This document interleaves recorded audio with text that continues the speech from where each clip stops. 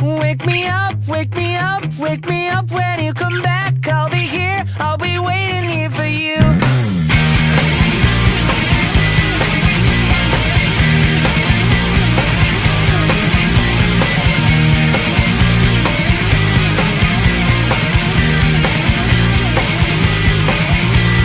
I can be your best friend.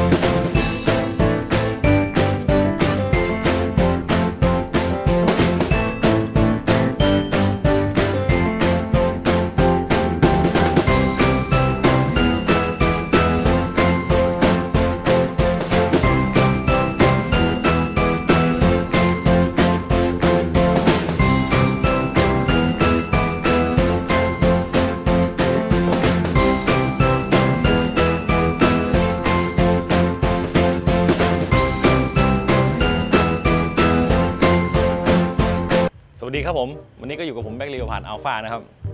วันนี้ผมก็ได้ทำโปรเจกต์ของผมเสร็จสิ้นลงแล้วนะครับก็โปรเจกต์ที่ผมทำสกูตเตอร์นะครับก็ผมก็ได้เอาไปลองนะครับหลายๆที่นะครับลองในเมืองนะครับลองทั้งตอนกลางคืนนะครับผมลองขับจากบ้านผมเนี่ยไปดอยคำนะครับพระธาตุดอยคำก็ประมาณ12กิโลนะครับไปกลับก็24นะครับก็ไม่มีอะไรเกิดขึ้นนะครับนอกจากท่อมันหลวมครับเดี๋ยวผมว่าจะต้องทำท่อมันใหม่นะครับโอเคครับตอนนี้ก็ไม่มีอะไรครับก็เดี๋ยวจะมีตอนถ่ายรีวิวให้ดูครับผมก็ไม่มีรายละเอียดนะครับก็ดูกันคร่าวๆนะครับโอเคปัญหาที่มันเกิดขึ้นเนี่ยตอนที่มันเกิดขึ้นเนี่ยผมไม่ได้ถ่ายไว้นะเพราะว่าเมมโมรี่อะไรมันก็เต็มนะครับแล้วแบตก็จะหมดนะตอนขึ้นพระธาตุดอยคำก็หมดพอดีนะครับแบตเตอรี่ก็หมดพอดีครับผม ก็เลยคิดว่า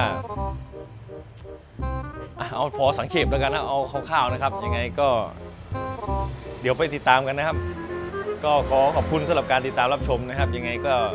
พาร์ทต่อไปผมจะทำอะไรนะครับเดี๋ยวจะมีคลิปอะไรที่มันแปลกๆอีกนะครับโอเคยังไงก็ขอขอบคุณนะครับยังไงถ้าชอบก็ฝากกดไลค์กดแชร์กด Subscribe ด้วยนะครับสำหรับวันนี้ก็ขอบคุณครับบ๊ายบายสวัสดีครับไปเลย